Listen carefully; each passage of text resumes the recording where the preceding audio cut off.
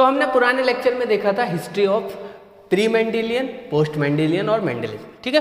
अब हम देखते हैं कि मेंडल का वर्क क्या है। तो मेंडल ने सबसे पहले देखा कि मेंडल ने किस प्लांट के ऊपर काम किया था। तो मेंडल ने किस प्लांट के ऊपर काम किया था? पी प्लांट पे। पी प्लांट का साइंटिफिक नेम क्या होता है? पाइसम सेटाइवम, ठीक है। क्रोमोसोम नंबर कितने होते हैं? 2n = 40। इस प्लांट के ऊपर मेंडल ने वर्क किया था। पी प्लांट ही क्यों, कोई दूसरा प्लांट क्यों नहीं लिया? तो ये चर्च में थे और ये क्या करते थे, इन्होंने क्या किया, अपने गार्डन में पी प्लांट ग्रो करवाया था। अब पी प्लांट क्यों ग्रो करवाया? क्योंकि ये इनएक्सपेंसिव है, मतलब ज़्यादा महंगा नहीं, आसानी से मिल सकता है। लाइफ स्पेन पी का जीवन चक्र पी प्लांट का बहुत छोटा होता है, शॉर्ट ड्यूरेशन होता है, अप्रोक्स 2 से 3 महीने में, क्योंकि ये एक एनुअल प्लांट है तो 2 से 3 महीने में ये अपना जीवन काल पूरा कर लेता है। पी प्लांट के अंदर सेल्फ पॉलिनेशन होता है, लेकिन क्रॉस पॉलिनेशन भी कराया जा सकता है, मतलब क्रॉस पॉलिनेशन भी हो सकता है, ठीक है। फिर इसका मतलब इसके अंदर रिप्रोडक्शन कंट्रोल करना इजी है। इसके फ्लावर जो होते हैं वो बाइसेक्सुअल और हर्माफ्रोडाइट होते हैं। बाइसेक्सुअल का मतलब क्या था? जिसके अंदर मेल और फीमेल पार्ट दोनों पाए जाए, ऐसा फ्लावर जिसके अंदर मेल और फीमेल पार्ट दोनों पाए जाते हैं तो वो बाइसेक्सुअल फ्लावर यानी कि हर्माफ्रोडाइट फ्लावर कहलाता है। तो पी प्लांट के जो थे वो बाइसेक्सुअल फ्लावर थे।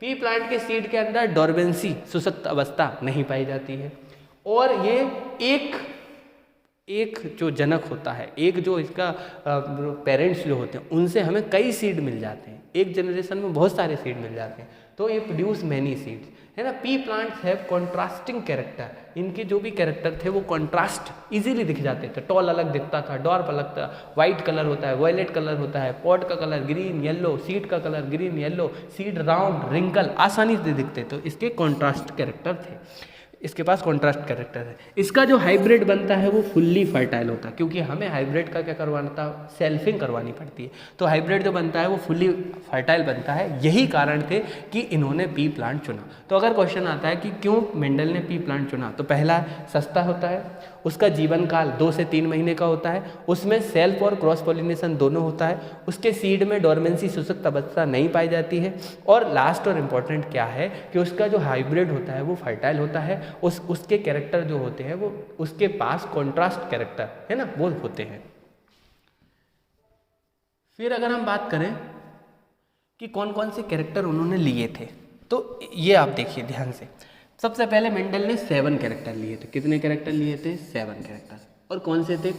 विपर्यायी, कॉन्ट्रास्ट कैरेक्टर थे। विपर्यायी, एक दूसरे से बिल्कुल हटके दिख जाते हैं, ये ऐसा है तो ये ऐसा है। तो पहला कलर था, अगर हम बात करें पहला, तो वो था कलर ऑफ अनराइप पॉड।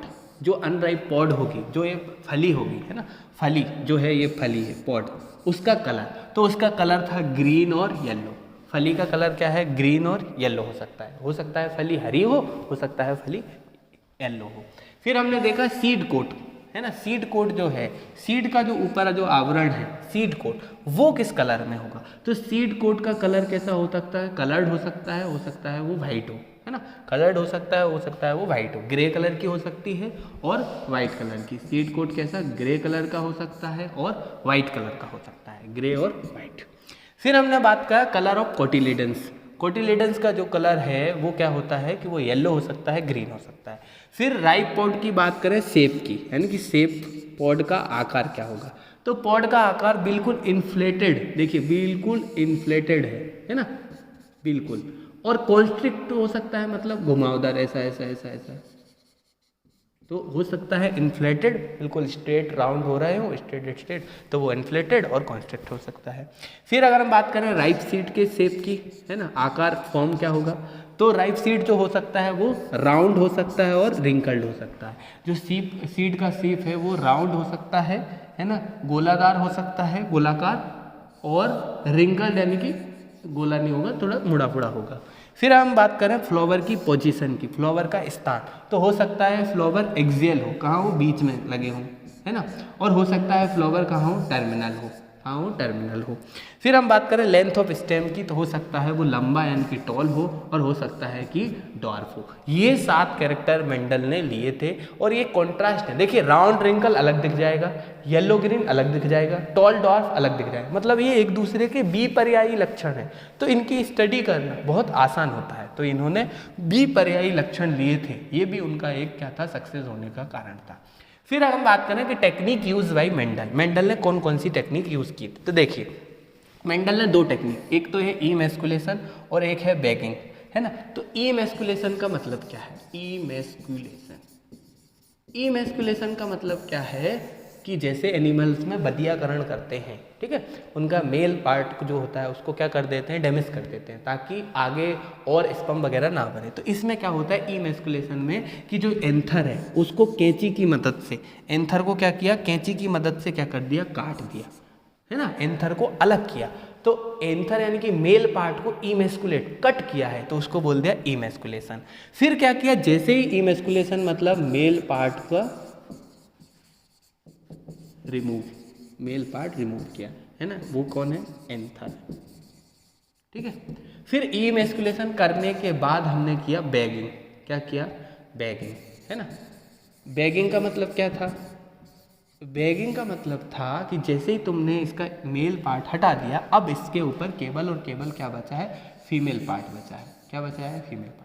अब हमने इस फीमेल पार्ट के ऊपर बैग डाल दिया, क्या डाल दिया, बैग डाल दिया। क्यों, क्योंकि हमें इसमें कंटामिनेशन, कोई दूसरा आके पॉलिनेशन ना कर ले, उसको रोकना है। तो हमें क्या करना है, इसके ऊपर एक रक्षात्मक आवरण को तैयार कर दिया, इसके ऊपर बैग डाल दिया, तो उसको बोल दिया बैगिंग। तो कवरिंग ऑफ फ्लावर को कवर कर दिया। तो ये 2 टेक्निक इन्होंने बहुत इस्तेमाल की, कौन कौन सी, इमैस्कुलेशन और बैगिंग। फिर एक और क्वेश्चन इंपॉर्टेंट है कि जो पुनेट स्क्वायर है वो किसने दिया, तो रेजिनाल्ड, देखिए ये भी इंपॉर्टेंट है, ध्यान रखना, ये क्वेश्चन बन रहा है कि पुनेट स्क्वायर किसने दिया, तो वो दिया रेजिनाल्ड पुनेट, जो कि ब्रिटिश है। ये क्वेश्चन एक बार आया भी है कि पुनेट कहाँ के हैं, तो ब्रिटिश साइंटिस्ट थे, इन्होंने ही रेजिनाल्ड पुनेट जो थे जिन्होंने पुनेट स्क्वायर दिया। और पुनेट स्क्वायर जो है, पुनेट स्क्वायर क्या बताता है कि जो जेनेटिकल आपने जो क्रॉस किए हैं, मोनोहाइब्रिड और डाईहाइब्रिड, उनके अंदर क्या रेशियो आ रहा, कौन कितना बन रहा, उसको हम एक पुनेट स्क्वायर के अंदर रख के लगाते हैं, तो इसलिए ये इंपॉर्टेंट है।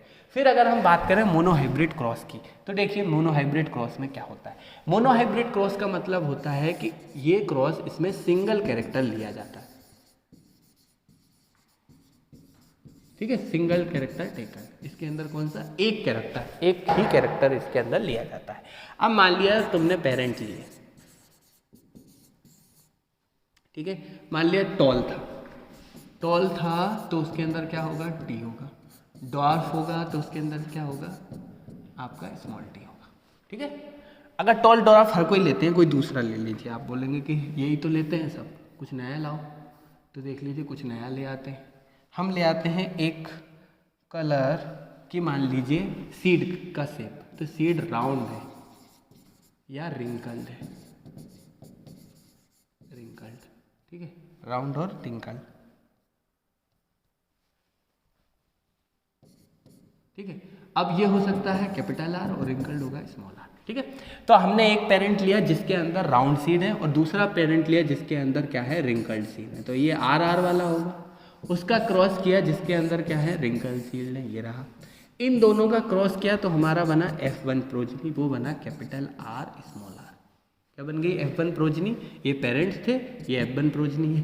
F1 प्रोजनी की हमने कराई सेल्फिंग, क्या कराई, सेल्फिंग, है ना, सेल्फ पॉलिनेशन। अब इसके अंदर 2 गैमेट बनेंगे, क्या क्या बनेंगे, देखिए एक ये रहा और एक ये रहा,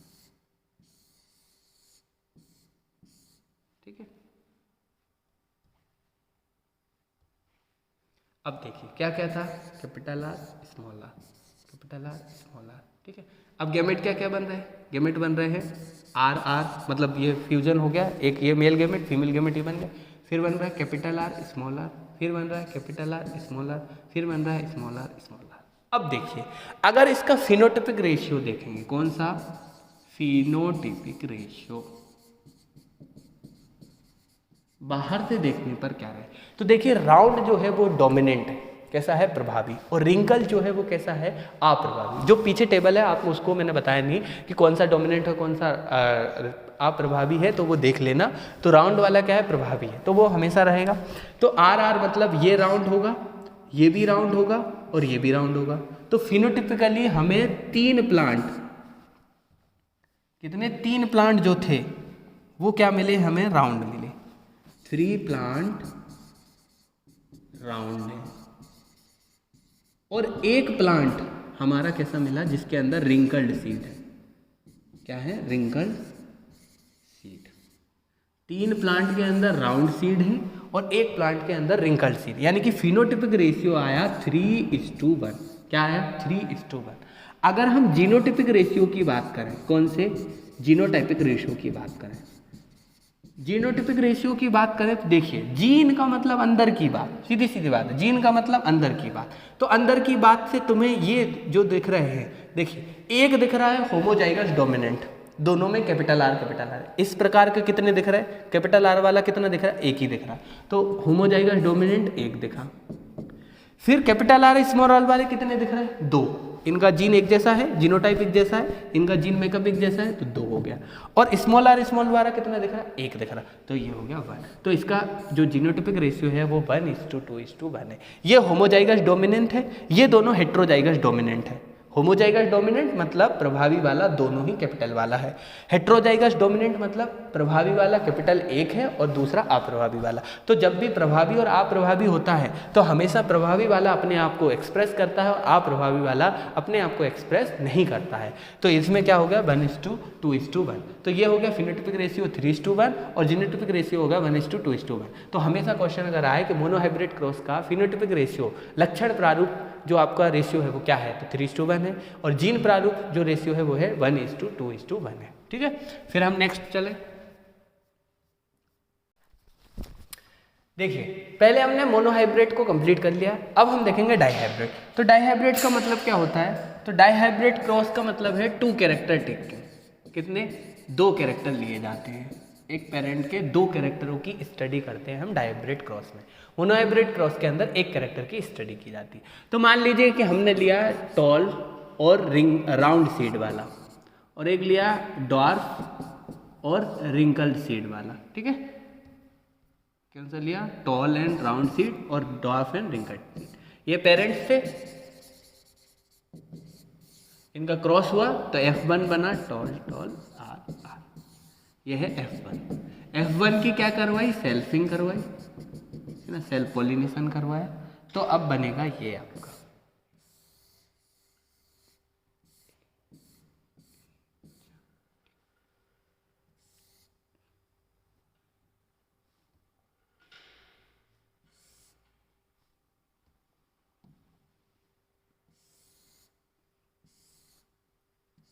चलिए अब देखिए कॉम्बिनेशन बनाते हैं। कॉम्बिनेशन बनाते हैं तो capital T capital R, capital T small R, ठीक है, small t capital R, small t small R. ठीक है, फिर यहाँ बनाएंगे capital T capital R, capital T small R, small t capital R, small t small R. ठीक है, ये आपके क्या बन गए, गैमेट्स बन गए। अब ये गैमेट बन गए तो अब इनका हो गया, ये आपका मेल गैमेट और ये आपकी फीमेल गैमेट। अब क्रॉस हो जाएगा तो capital T capital R, capital T capital R small R, capital T small t capital R, फिर capital T small t capital R small R, capital R small R. फिर अगर यहाँ देखेंगे तो capital T capital R small R, यहाँ आएगा capital T small R, फिर आएगा capital T small t capital R, फिर आएगा आपका कैपिटल T स्मॉल आर, फिर आएगा आपका capital T small t capital R, फिर आएगा capital T small t capital R, फिर आएगा आपका स्मॉल t है ना, स्मॉल t कैपिटल आर, फिर आएगा आपका स्मॉल t कैपिटल आर, यहाँ वाले में देखेंगे तो capital T small t capital R, capital T small t small R, capital T capital R small R, है ना, स्मॉल t स्मॉल आर। ठीक है, तो इसका अगर हम देखेंगे तो हमारा जो जीनोटाइपिक फिनोटाइपिक रेशियो आएगा, देख लीजिए 2 फिनोटाइपिक रेशियो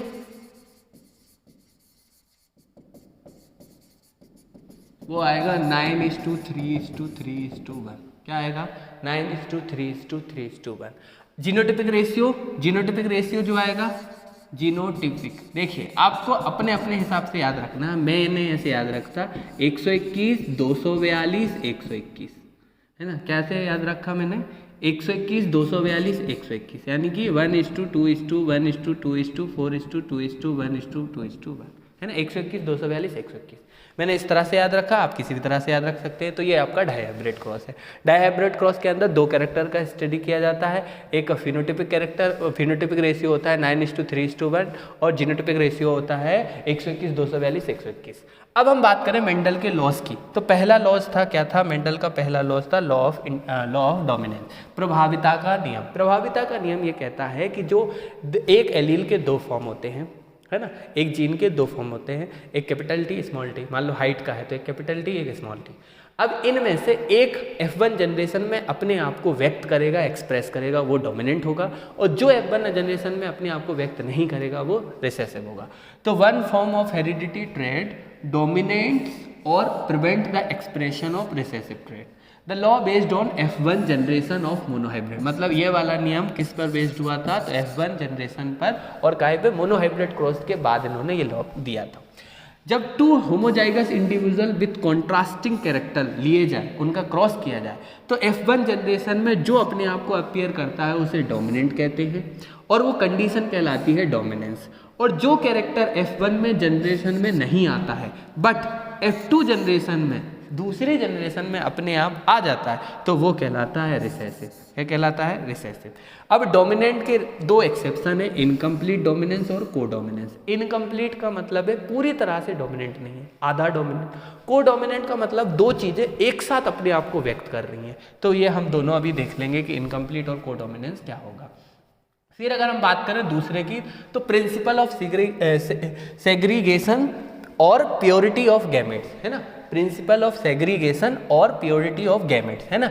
ये लॉ क्या कहता है? तो देखिए ये लॉ कहता है प्योरिटी ऑफ गैमेट। इसका मतलब जो युग्मनज है, जो आपका गैमेट्स है, उसके अंदर किसी भी कैरेक्टर का एक ही फॉर्म होगा, एक ही एलील होगा, और इसीलिए जो भी आपका गैमेट है वो कैरेक्टर के लिए प्योर होगा। क्या होगा? प्योर। जैसे कि भैया कि ये था टॉल, अब इसके गैमेट बने, तो एक के अंदर कैपिटल टी जाएगा और एक के अंदर स्मॉल टी। तो यानी कि ये कैपिटल टी के लिए प्योर है और ये स्मॉल टी के लिए प्योर है। तो इसीलिए इस लॉ का नाम क्या है? Purity of gametes. अब ये लॉ क्या कहता है कि लॉ कहता है कि जो सेग्रीगेशन होता है कब? एलिलिक पेयर का। कब? जब वो गैमेट का फॉर्मेशन होता है, तब ये क्या होता है कि एक गैमेट को देगा। एक जो आपका फैक्टर है वो एक गैमेट के पास जाएगा। तो ये segregation state that allylic pair in heterozygote F1 do not contaminate each other but segregate or separate equally during gamete formation and are again paired by random fusion of gamete during the fertilization. This is universal law without any expression. ये important है। अब इन्होंने क्या बोला कि जो भी allele का पेयर है उसमें ब्लेंडिंग नहीं होगी। क्या नहीं होगी? ब्लेंडिंग नहीं होगी। और जब ये गैमेट फॉर्मेशन के समय पृथक होते हैं, पास होते हैं, तो एक को एक ही मिलेगा, है ना, एक को एक ही मिलेगा। और जब दोबारा से इनका क्या होगा? फर्टिलाइजेशन हो जाएगा, तो ये दोबारा से मिल जाएंगे। तो ये कहता है लॉ ऑफ सेग्रीगेशन, और ये law of segregation universal law है, इसका कोई भी अपवाद एक्सेप्शन नहीं है। ठीक है, तो लॉ ऑफ सेग्रीगेशन को हम law of purity of gamete भी कहते हैं। पृथक्करण का नियम है। इसके अनुसार क्या होता है कि जो भी एलील्स हैं गैमेट के अंदर जाएंगे वो एक दूसरे से क्या होते हैं? सेग्रीगेट होते हैं, सेपरेट होते हैं। एक गैमेट के अंदर एक ही जाएगा, दूसरे गैमेट के अंदर दूसरा जाएगा। तो ये प्योरिटी ऑफ गैमेट कहलाता है। अगला जो लॉ है वो है प्रिंसिपल ऑफ इंडिपेंडेंट असॉर्टमेंट, है ना। प्रिंसिपल ऑफ इंडिपेंडेंट असॉर्टमेंट का मतलब है, मान लीजिए एक टॉल है और एक कलर है, ठीक है। इस टॉल का और इस कलर का अपना अपना जीन है। मान लो कलर के लिए R जीन था, तो ये टॉल का, इस टॉल का जब गैमेट बनेगा तो ऐसा बनेगा। मान लो ये था, इसका जो गैमेट बनेगा वो मतलब गैमेट के अंदर ही जाएगा तो ऐसा जाएगा। तो लॉ ऑफ इंडिपेंडेंट असॉर्टमेंट, स्वतंत्र अपविहन का नियम ये कहता है कि ये जो दो कैरेक्टर है इनका जो पासिंग है, इनका जो ट्रांसमिशन है, वो गैमेट फॉर्मेशन के समय एक दूसरे पर निर्भर नहीं करता। ऐसा नहीं होगा कि टॉल का कुछ हो रहा है उसकी वजह से कलर का कुछ अफेक्ट हो जाए। तो यानी कि इनका जो सेग्रीगेशन है वो एक दूसरे से क्या होता है, इंडिपेंडेंट होता है, स्वतंत्र होता है। तो इस नियम से क्या कहता है कि इनहेरिटेंस ऑफ मोर देन 2 और more pair of genes is considered distribution of their allele in gamete and in progeny of subsequent generation is independent of each other। मतलब टॉल और कलर का जो जीन है उसका गैमेट के अंदर या जब इनका प्रोजनी बन रहा है उसमें ये ट्रांसफर हो रहे हैं, तो ये एक दूसरे पर निर्भर नहीं करते हैं, इंडिपेंडेंटली ट्रांसफर है। कलर अपने हिसाब से जा रहा है और हाइट वाला अपने हिसाब से जा रहा है। तो इस नियम का नाम है स्वतंत्र अपव्यूहन का नियम, प्रिंसिपल ऑफ इंडिपेंडेंट असॉर्टमेंट। ठीक है, तो इसका मतलब सीधा सीधा है कि जो भी कैरेक्टर है वो क्या है, वो एक दूसरे पर निर्भर नहीं करेगा जाने के लिए, जिसका इनहेरिटेंस हो अपने अपने हिसाब से रहेगा, स्वतंत्र रहेंगे। तो वो था लॉ ऑफ इनहेरिटेंस। ठीक है, इंडिपेंडेंट असॉर्टमेंट। फिर अगर हम बात करें कि बैक क्रॉस की, बैक क्रॉस क्या होता है, तो बैक का मतलब होता है पीछे, बैक का मतलब होता है पीछे। तो किसी भी प्रोजनी का उसके पेरेंट से, किससे, उसके पेरेंट से क्रॉस करा दो तो ये कहलाता है बैक क्रॉस। किसी भी प्रोजनी का क्या, प्रोजनी का उसके पेरेंट से क्रॉस करा दो तो क्या कहलाता है, बैक क्रॉस, है ना। प्रोजनी का पेरेंट से क्रॉस बैक क्रॉस है। अब बैक क्रॉस क्या है ना, the cross is cross, back cross is a cross in which F, यानी कि एफ जो जनरेशन आएगा, इंडिविजुअल आएगा F1 का, उस इंडिविजुअल को हम एनी ऑफ देयर पेरेंट्स, किसी भी पेरेंट से क्रॉस करा देंगे तो बैक क्रॉस। अब ये दो प्रकार का होगा, एक होगा आउट क्रॉस और एक होगा टेस्ट क्रॉस। आउट क्रॉस की बात करोगे तो जब F1 इंडिविजुअल को हम होमोजाइगस डोमिनेंट पेरेंट के साथ क्रॉस कराएंगे तो आउट क्रॉस है। और यदि F1 इसको किसके साथ, होमोजाइगस डोमिनेंट के साथ क्रॉस कराएंगे और इस क्रॉस के बाद जो प्रोजनी बनेंगे उन सभी के, जब होमोजाइगस डोमिनेंट के कराओगे, मान लो तुमने स्मॉल टी का कैपिटल टी से करा दिया, है ना, जो F1 बनेगा वो कैपिटल टी स्मॉल टी था, इसका तुमने किससे कराया, होमोजाइगस डोमिनेंट से, तो सारे के सारे टॉल है ना, यही बनेंगे। देख लो, कोई भी स्मॉल टी नहीं बनेगा, क्योंकि इसका टी से टी होगा, इसका टी से टी होगा, इसका टी से टी, इसका टी से टी, तो चारों जो भी बनेंगे वो क्या बनेंगे, टॉल वाले यानी कि डोमिनेंट वाले ही बनेंगे। तो इसके अंदर all possess dominant character, so the analysis can not possible in F1 generation. तो आउट क्रॉस के अंदर हम क्या करते हैं, प्रोजनी का आपका डोमिनेंट जो होमोजाइगस कैरेक्टर वाला पेरेंट है उसी से क्रॉस कराते हैं। अब हम बात करते हैं टेस्ट क्रॉस की। अब टेस्ट क्रॉस का मतलब क्या है, किसी चीज़ को टेस्ट करना है, तो हमें क्या करना है कि जो इंडिविजुअल दिया है उसका हमें क्या लगाना है, जीनोटाइप का पता लगाना है। तो हमने F1 प्रोजनी को किससे, रिसेसिव पेरेंट से, इंपॉर्टेंट है ध्यान रखना, टेस्ट क्रॉस एक special type of back cross, back cross का एक विशेष प्रकार है। बैक का सीधा सीधा मतलब है प्रोजनी का पेरेंट से क्रॉस, टेस्ट क्रॉस का मतलब है प्रोजनी का पेरेंट से क्रॉस तो है, लेकिन कौन से वाला पेरेंट, होमोजाइगस रिसेसिव, है ना।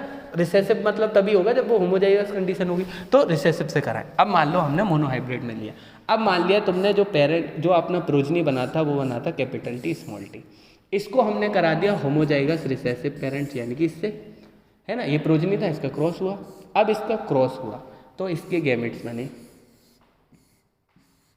कैपिटल टी स्मॉल टी, और इसके गैमेट बने स्मॉल टी स्मॉल टी। अब दोनों का क्या हुआ देख लीजिए, capital T small T, capital T small T, capital T small T और कैपिटल टी स्मॉल टी। देख लीजिए 50% क्या बन रहा है, 50% बन रहा है कैपिटल टी स्मॉल टी और 50% बन रहा है स्मॉल टी स्मॉल टी, है ना। यानी कि आधे बन रहे हैं टॉल और आधे बन रहे हैं डॉर्फ, यानी कि रेशियो आया 1:1। तो मोनोहाइब्रिड टेस्ट क्रॉस का रेशियो क्या होता है, 1:1। इंपॉर्टेंट है, क्वेश्चन आया हुआ है। मोनोहाइब्रिड टेस्ट क्रॉस का रेशियो क्या है, 1:1 है। इंपॉर्टेंट है, ध्यान रखना। अब इसका मतलब क्या है, हमें पता चल गया, यदि 50-50 आया तब तो ये जो कंडीशन है जिसका हम रिसेसिव से करवा रहे हैं ये होगा हेटेरोजाइगस डोमिनेंट। कौन सा है, हेटेरोजाइगस डोमिनेंट। कब? जब 50-50 आए। अगर मान लो ये जीनोटाइप जो होता है वो कैपिटल टी होता है, देखिए ध्यान से देख लिया आपने, आगे बढ़े कि जब हेट्रोजाइगस डोमिनेंट होगा अगर वो रिसेसिव से पेरेंट से करेगा, हमें पहले नहीं पता था, हम बाद में बोल रहे हैं, कब? जब इसका रिसेसिव पेरेंट से क्रॉस कराया, यदि 50-50% आए, 50% आधे और 50% आधे, इसका मतलब ये जो जीनोटाइप है वो कैसा है? हेट्रोजाइगस डोमिनेंट है। क्योंकि हम इसमें करते ही क्या है? जीनोटाइप, प्रोजनी के जीनोटाइप का पता लगाते हैं। हेट्रोजाइगस है मतलब दोनों एलील अलग अलग होंगे। अगर ये आपने कर लिया, चलिए अब देखते हैं, आगे बढ़ते हैं। अगर ये कैसा होगा? होमोजाइगस डोमिनेंट होगा, तो क्या होगा? अगर ये होमोजाइगस डोमिनेंट होगा तो सारे के सारे कैरेक्टर एक जैसे आएंगे, देखना।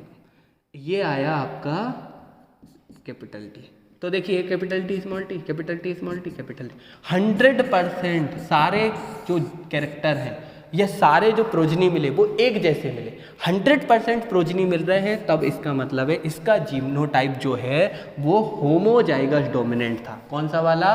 Homozygous dominant. कौन सा वाला? Homozygous dominant. यानी कि मोनोहाइब्रिड का हमने टेस्ट क्रॉस किया, यदि प्रोजनी का रिसेसिव से क्रॉस कराने पर 50% आधे टॉल वाले और 50% डॉर्फ, यानी कि 50% डोमिनेंट 50% रिसेसिव मिले, तो कंडीशन होगी हेट्रोजाइगस डोमिनेंट, हेट्रोजाइगस वाली कंडीशन होगी। ठीक है, अगर सारे के सारे 100% एक जैसे मिले, इसका मतलब वो कंडीशन होगी होमोजाइगस डोमिनेंट वाली। कौन सी? होमोजाइगस डोमिनेंट की। ठीक है, अब यही बात अगर हम सेम बात यहाँ देखें तो जो आपका डाइहाइब्रिड क्रॉस है उसके अंदर भी यही होता है। डाइहाइब्रिड के अंदर मान लीजिए आपने, ये आपका रिसेसिव पेरेंट है, इसका क्रॉस आपने करवा दिया इससे, ठीक है, अब वही पेरेंट बना दो।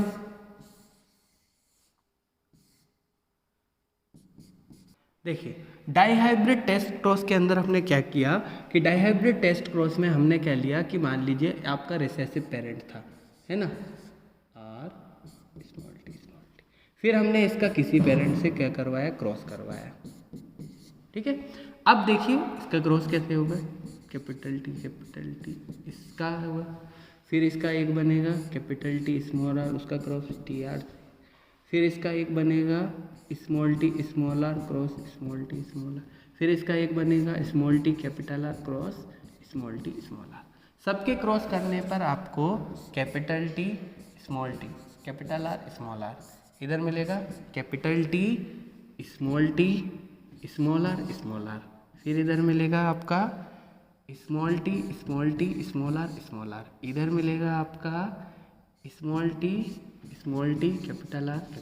ठीक है, तो यानी कि इसमें आपको 25% टॉल और राउंड मिल रहे, टॉल प्लांट राउंड सीड, फिर 25% टॉल और रिंकल्ड मिल रहे, कितना? 25% tall round, 25% tall and wrinkled, फिर 25% जो है आपका ड्वार्फ और रिंकल्ड मिल रहा है, tall and round, dwarf and wrinkled, और फिर 25% जो था वो आपका ड्वार्फ और राउंड मिल रहा है। ठीक है, 25% सब मिला, यानी कि इसका रेशियो भी क्या आएगा? 1:1:1:1:1, है ना। तो ये इंपॉर्टेंट है, डाइहाइब्रिड टेस्ट क्रॉस का रेशियो 1:1:1 होता है, मोनोहाइब्रिड टेस्ट क्रॉस का रेशियो 1:1 होता है। ठीक है, तो ये हमारा टेस्ट क्रॉस कंप्लीट हुआ। अब हम चलते हैं नेक्स्ट पे। टेस्ट क्रॉस के बाद है रेसिप्रोकल क्रॉस। रेसिप्रोकल क्रॉस का मतलब क्या होता है? रेसिप्रोकल क्रॉस में हम क्या करते हैं कि किसी पेरेंटल जो सेक्स है उसके इफेक्ट का इनहेरिटेंस में क्या प्रभाव होगा, पेरेंटल सेक्स का इनहेरिटेंस में क्या प्रभाव होगा, उसे रेसिप्रोकल कहते हैं। तो इसमें क्या होता है कि जो ट्रेड्स ऑटोमेसिबल ऑलवेज गिव, जो ऑटोसोमल रेसिप्रोकल जो ट्रेड्स होते हैं वो सेम रिजल्ट देते हैं, और जो ट्रेड सेक्स क्रोमोसोम्स पर होंगे, जो ट्रेड सेक्स क्रोमोसोम्स पर होंगे वो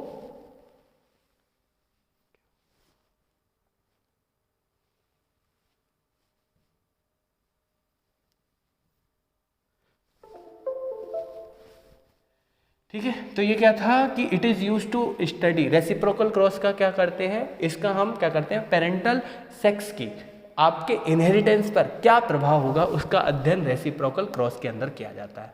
अगर ट्रेड ऑटोसोमल रेसिप्रोकल होगा तो वो हमेशा सेम रिजल्ट देगा, और यदि ट्रेड आपका sex chromosomal trade on sex chromosome होगा तो उसका रेसिप्रोकल जो होगा, इफेक्ट जो होगा वो क्या होगा, डिफरेंट रिजल्ट देगा। अब हम करते क्या है कि मान लीजिए एक में हमने कैपिटल टी और स्मॉल टी लिया था, तो कैपिटल टी को हमने माना मेल और इसको माना हमने फीमेल, ठीक है। फिर इनका क्रॉस किया तो ये बन गया small T capital T small T, ये बन गया। फिर हमने दूसरी बार क्या किया कि जो कैपिटल टी उसको मेल की जगह हमने लिया फीमेल, और इसका क्रॉस किया स्मॉल टी यानी कि मेल के साथ, तो इधर भी हमारा क्या टॉल बन गया, ठीक है। तो हमने क्या किया कि इनके सेक्स, पेरेंट के सेक्स क्या कर दिए, चेंज कर दिए। तो ये जो स्टडी कहलाती है ये कहलाती है रेसिप्रोकल क्रॉस, ठीक है। तो इसके अंदर हम क्या करते हैं कि पेरेंट के सेक्स का आपके इनहेरिटेंस पैटर्न पर क्या इफेक्ट पड़ता है उसका अध्ययन हम करते हैं, ठीक है। अब अगर हम बात करें मेंडेलियन इनहेरिटेंस के डेविएशन, क्या क्या कुछ हट के होता है वो, तो आपको मैं एक ओवरऑल व्यू देना चाहिए कि देखिए, सबसे पहले मोनोहाइब्रिड क्रॉस का पढ़ लिया, एक कैरेक्टर लिया जाता है। डाईहाइब्रिड क्रॉस में 2 कैरेक्टर। मोनोहाइब्रिड के फिनोटिपिक रेशियो बहुत इंपॉर्टेंट 3:1, डाईहाइब्रिड का फिनोटिपिक रेशियो 9:3:3:1, है ना। मोनोहाइब्रिड के जो टेस्ट क्रॉस का फिनोटिपिक रेशियो था वो 1:1, चाहे फिनोटिपिक बोले चाहे जीनोटिपिक, दोनों एक ही आते हैं। और अगर डाईहाइब्रिड के टेस्ट क्रॉस का रेशियो देखोगे तो 1:1:1 होता है। मोनोहाइब्रिड क्रॉस के बेस पर लॉ ऑफ सीग्रेगेशन था, लॉ ऑफ डोमिनेंट भी था। डाईहाइब्रिड के बेस पर था लॉ ऑफ इंडिपेंडेंट असॉर्टमेंट, ये भी इंपॉर्टेंट है। Law of dominant and law of segregation, law of dominant and law of segregation monohybrid cross पर बेस्ड था। Law of independent assortment dihybrid cross पर बेस्ड था। अब कुछ ऐसी चीजें थी जो इनके नियम के बिल्कुल हटके थे, उससे कुछ ना कुछ अलग था। तो इसे एक बोला इनकम्प्लीट डोमिनेंस, को डोमिनेंस, मल्टीपल अलील और लीथल अलील। देखो, को डोमिनेंस, को का मतलब होता है समान और डोमिनेंट का मतलब प्रभावी, मतलब दो ऐसे कि F1 में हमको मिलने वाला है कैपिटल ए और स्मॉल एम, है ना, कैपिटल एम और स्मॉल एम। अब डोमिनेंट है कैपिटल एम और रिसेसिव है एन, है ना। एन जो है वो क्या है आपका रिसेसिव है। लेकिन जब इनकी हाइब्रिड कंडीशन आई, दोनों के बीच की कंडीशन आई, तो क्या हुआ, एम ने आधा अपने आप को रिप्रेजेंट किया और एन ने आधा अपने आप को रिप्रेजेंट। भैया इसका सबसे अच्छा उदाहरण है हमारे प्रभु शंकर भगवान, जब वो अर्धनारीश्वर स्वर रूप धारण करते हैं। अर्धनारीश्वर, है ना, आधे होते हैं शंकर भगवान और आधे होते हैं नारी, मतलब दोनों नर और मादा एक साथ उसमें समान रूप से दिखते हैं, तो वो है कोडोमिनेंस।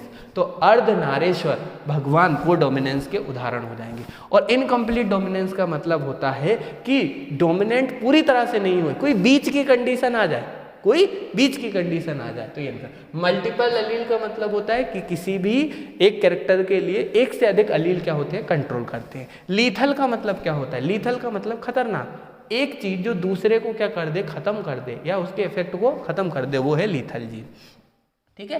फिर लिंक्ड जीन, वो हम आगे पढ़ेंगे कि लिंकेज क्या होता है ना।